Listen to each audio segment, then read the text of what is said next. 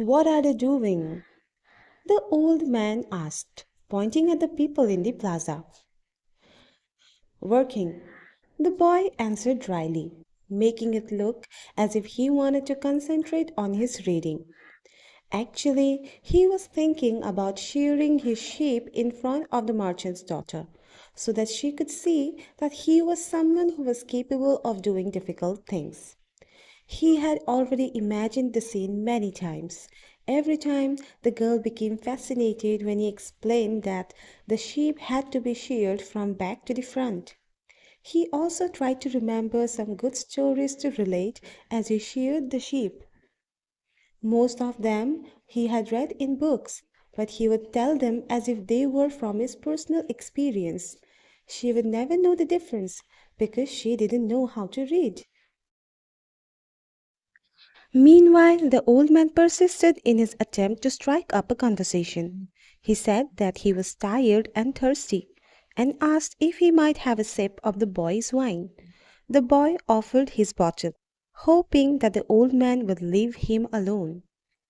But the old man wanted to talk, and he asked the boy what book he was reading. The boy was tempted to be rude and moved to another bench, but his father had taught him to be respectful to the elderly. So he held out the book to the man, for two reasons. First, that he himself wasn't sure how to pronounce the title, and second, that if the old man didn't know how to read, he would probably feel ashamed and decide of his own accord to change benches. Hmm, said the old man, looking at all sides of the book as if it were some strange object. This is an important book, but it's really irritating. The boy was shocked. The old man knew how to read and had already read the book. And if the book was irritating, as the old man had said, the boy still had time to change it for another. It's a book that says the same thing almost all the books in the world say, continued the old man. It describes people's inability to choose their own destinies. And it ends up saying that everyone believes the world's greatest lie. What's the world's greatest lie? The boy asked, completely surprised. It's this that at a certain point in our lives, we lose control of what's happening to us, and our lives becomes controlled by fate. That's the world's greatest lie. That's never happened to me. The boy said, they wanted me to be a priest, but I decided to become a shepherd.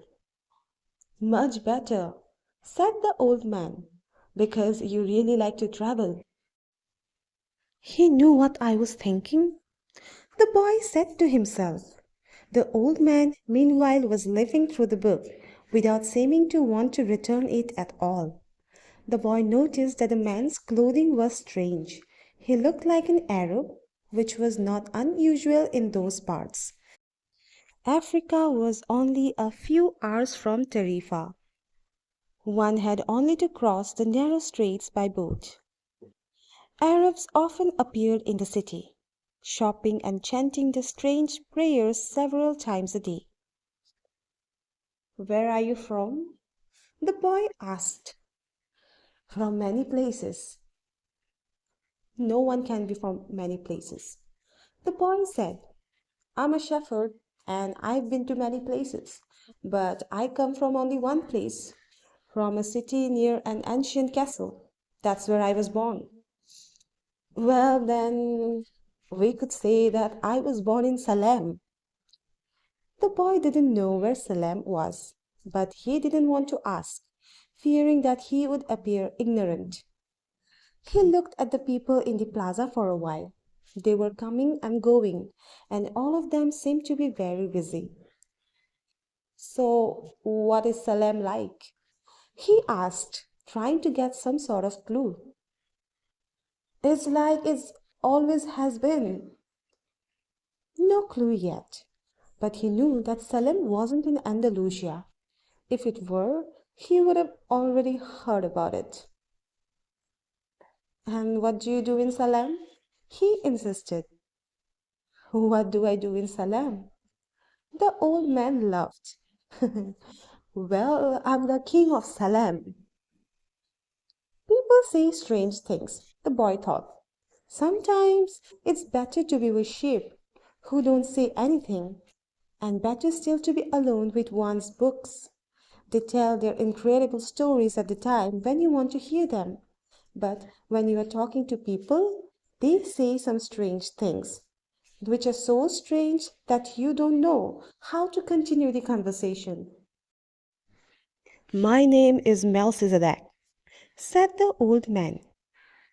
How many sheep do you have? Enough, said the boy. He could see that the old man wanted to know more about his life. Well, then, we've got a problem. I can't help you if you feel you've got enough sheep. The boy was getting irritated. He wasn't asking for help. It was the old man who had asked for a drink of his wine and had started the conversation. Give me my book, the boy said. I have to go and gather my sheep and get going. Give me 1/10 of your sheep, said the old man, and I'll tell you how to find the hidden treasure. The boy remembered his dream, and suddenly everything was clear to him. The old woman hadn't charged him anything, but the old man, maybe he was her husband, was going to find a way to get much more money in exchange for information about something that didn't even exist. The old man was a gypsy too, probably. But before the boy could say anything, the old man leaned over, picked up a stick, and began to write in the sand of the plaza. Something bright reflected from his chest with such intensity that the boy was momentarily blinded. With a movement that was too quick for someone with his age, the man covered whatever it was with his cape. When his vision returned to normal, the boy was able to read what the old man had written in the sand. There, in the sand of the plaza of that small city, the boy read the names of his father and his mother and the name of the seminary he had attended. He read the name of the merchant's daughter, which he hadn't even known, and he read things he had never told anyone. I am the king of Salem, the old man had said. Why would a king be talking with a shepherd? The boy asked, awed and embarrassed. For several reasons. But let's say that the most important is that you have succeeded in discovering your destiny. The boy didn't know what a person's destiny was. It's what you have always wanted to accomplish. Everyone, when they are young, knows what their destiny is. At that point in their lives, everything is clear and everything is possible. They are not afraid to dream and to yearn for everything they would like to see happen to them in their lives. But as time passes, a mysterious force begins to convince them that it will be impossible for them to realize their destiny. None of what the old man was saying made much sense to the boy, but he wanted to know what the mysterious force was. The merchant's daughter would be impressed when he told her about that. It's a force that appears to be negative, but actually shows you how to realize your destiny. It prepares your spirit and your will, because there is one great truth on this planet. Whoever you are, or whatever it is that you do, when you really want something, it's because that desire originated in the soul of the universe. It's your mission on the earth. Even when all you want to do is travel or marry the daughter of a textile merchant? Yes, or even search for treasure. The soul of the world is nourished by people's happiness and also by unhappiness, envy, and jealousy. To realize one's destiny as a person's only real obligation. All things are one. And when you want something, all the universe conspires in helping you to achieve it. They were both silent for a time, observing the plaza and the townspeople. It was the old man who spoke first. Why do you tend a flock of sheep? Because I like to travel. The old man pointed to a baker standing in the shop window at the corner of the plaza. When he was a child, that man wanted to travel too, but he decided to first buy his bakery and put some money aside. When he is an old man, he is going to spend a month in Africa. He never realized that people are capable, at any time in their lives, of doing what they dream of. He should have decided to become a shepherd. The boy said. Well, he thought of it, the old man said. But bakers are more important people than shepherds. Bakers have homes, while shepherds sleep out in the open. Parents would rather see their children marry bakers than shepherds. The boy felt a pang in his heart, thinking about the merchant's daughter. There was surely a baker in her town. The old man continued. In the long run, what people think about shepherds and bakers becomes more important for them than their own destinies. The old man leafed through the book and fell to reading a page he came to. The boy waited and then interrupted the old man just as he himself had been interrupted. Why are you telling me all this? Because you are trying to realize your destiny and you are at the point where you are about to give it all up. And that's when you always appear on the scene. Not always in this way, but I always appear in one form or another. Sometimes I appear in the form of a solution or a good idea.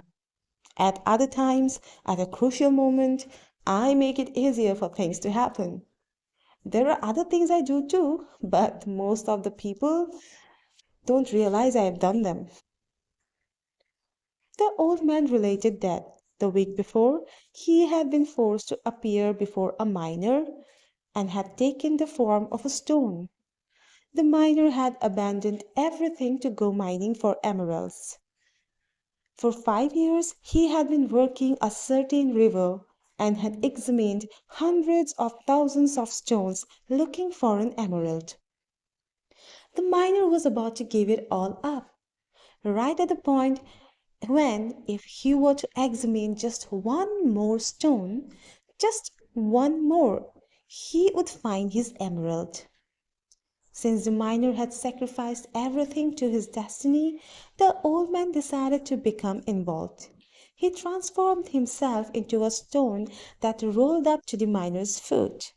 The miner, with all the anger and frustration of his 5 fruitless years, picked up the stone and threw it aside. But he had thrown it with such force that it broke the stone it fell upon, and there, embedded in the broken stone, was the most beautiful emerald in the world.